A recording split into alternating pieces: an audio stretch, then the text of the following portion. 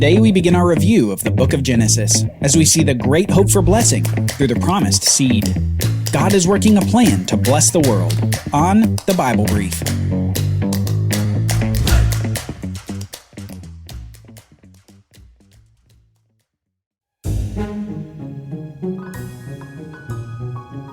Blessing. Blessing is one of the great themes of the Bible story.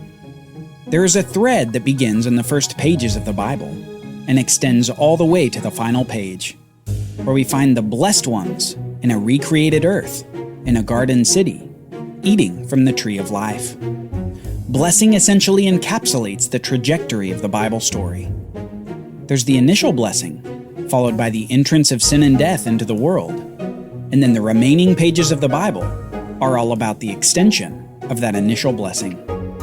God wants to bless, and He will bless, all the nations of the world. In the book of Genesis, the whole creation story begins with blessing as God blessed the whole world. First, He blessed all the creatures that He made, and then He blesses Adam and Eve. It says this in Genesis 1:28, "And God blessed them. And He said to them, Be fruitful, and multiply, and fill the earth, and subdue it, and have dominion over the fish of the sea, and over the birds of the heavens, and over every living thing that moves on the earth." We saw further blessing after the great flood, when God again blessed Noah and his family, reiterating to them that they should be fruitful and multiply and fill the earth. But after these initial blessings to the heads of the original humanity and the post-flood humanity, we begin to see the development of a specific family line that will be blessed, who will in turn bless all the nations of the world.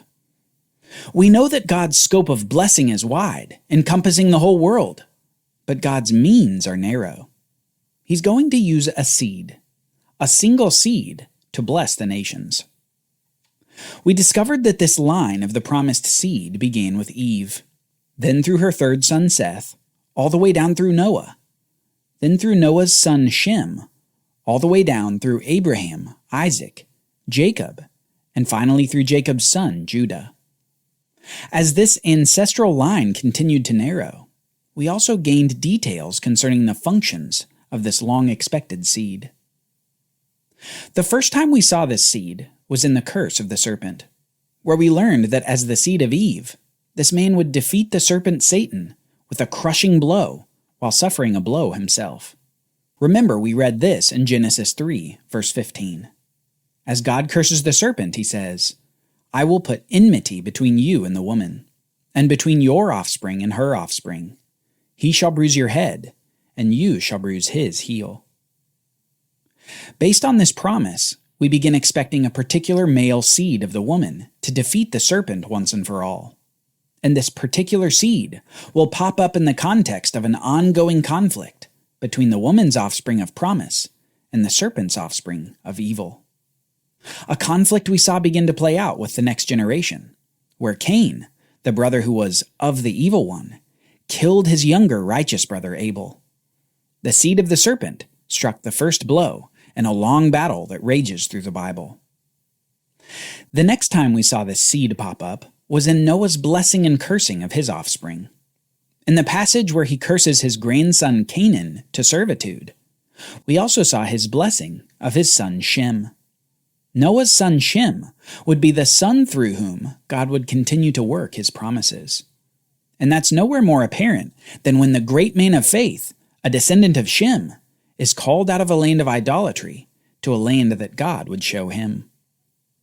In Genesis 12, we read that initial call of God. He said, "Go from your country and your kindred and your father's house to the land that I will show you. And I will make of you a great nation. And I will bless you and make your name great, so that you will be a blessing. I will bless those who bless you, and him who dishonors you I will curse. And in you all the families of the earth shall be blessed." God called Abraham out of Ur of the Chaldeans to the land of Canaan, and began to give additional shape to the outworkings of His promise. And He does this by making more promises. From Genesis 12 through Genesis 22, we see promise after promise, all wrapped together in a covenant that we call the Abrahamic covenant. You remember this covenant that God made with Abraham that can be summarized by 3 words: land, seed, and blessing. The land of Canaan, seed or offspring in abundance, and blessing to all the nations of the world through a particular seed of Abraham. These important promises become the bedrock of much of the rest of the Bible story. And it's through the Abrahamic covenant that we begin to see the purpose and feature of the nation of Israel in God's plan. As these promises are continuing to be affirmed to Abraham, we saw the next narrowing of the line of the seed, as God specifically tells Abraham that his covenant will pass not through Abraham's firstborn Ishmael, but through the promised son, Isaac. And this theme continued with the next generation too, as the younger son Jacob is chosen over the older son Esau. Remember, in that case, we saw that not only was Jacob chosen, but also that the nation that would come from him was chosen. God had said to Isaac's wife Rebekah while her sons were still in the womb that, "2 nations are in your womb, and 2 peoples from within you shall be divided. The one shall be stronger than the other, and the older shall serve the younger." We explored next how this was indeed the case in the lives of the 2 brothers. Jacob gained the birthright of Esau because Esau did not value it as he should have. And then Jacob gained the blessing of the firstborn when he deceived his blind father Isaac into blessing him instead of his brother Esau. Jacob the struggler was also Jacob the blessed, and not because of his struggle, but in spite of it. God had chosen Jacob and chosen that the Abrahamic covenant of land, seed, and blessing would pass through the family line of Abraham, Isaac, and Jacob. But that's where the narrowing of the Abrahamic covenant as a whole stopped. The Abrahamic covenant would be for the nation that came from Jacob. It would be these people who had the rights to the land of Canaan. It would be these people that God would bless with seed in abundance. And it would be through these people that God would bless all the nations of the world. And yet, as the covenant as a whole stopped narrowing in scope, a portion of it continued to narrow. This particular male seed of Eve and of Abraham, who would defeat the serpent, defeat his enemies, and bless all the nations of the world, received a final identifying sign as Genesis began to wrap to a close.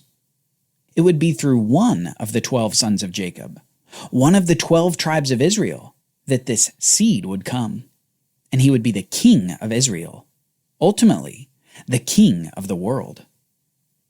Genesis began with one family, and although it expanded to many nations, the locus of the main promise still remained on one family. It would be among the offspring of Judah that the kings of Israel would come, and this kingship would ultimately culminate in the arrival of a king to whom the kingship truly belongs. This long-promised seed would defeat his enemies and rule the world as king. The book of Genesis is forward-looking. It's looking for the Israelites to gain the land long promised to Abraham and to his offspring. It's looking for the small band of 70 people in Jacob's family to multiply into an abundance.